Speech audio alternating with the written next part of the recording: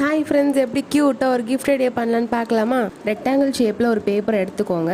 எடுத்துட்டு கார்னர் மட்டும் நான் எப்படி ஃபோல்டு பண்ணுறேன்னு பாருங்கள்.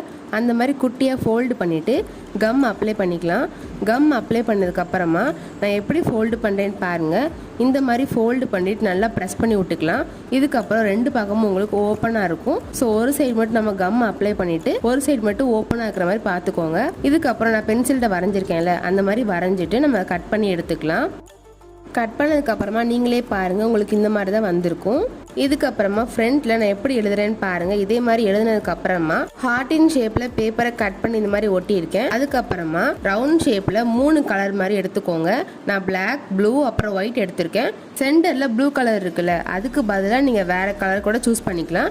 நீங்கள் உங்களுக்கு பிடிச்சவங்களுக்கு எந்த மாதிரி குவாட்ஸ் எழுதி கொடுக்கணுமோ அந்த மாதிரி எழுதிக்கோங்க. நான் யூ ஆர் த பெஸ்ட்டுன்னு எழுதி வச்சுருக்கேன். இதுக்கப்புறமா ஃப்ரண்ட்டில் டிசைன் கொடுத்துடலாமா? நீங்கள் உங்களுக்கு பிடிச்ச டிசைன் கூட கொடுத்துக்கலாம். இந்த கிஃப்ட் ஐடியா உங்களுக்கு பிடிச்சிருக்குன்னு நினைக்கிறேன். நீங்களும் ட்ரை பண்ணி பாருங்கள். இந்த வீடியோக்கு மறக்காமல் லைக் அண்ட் சப்ஸ்கிரைப் பண்ணிடுங்க. பாய்.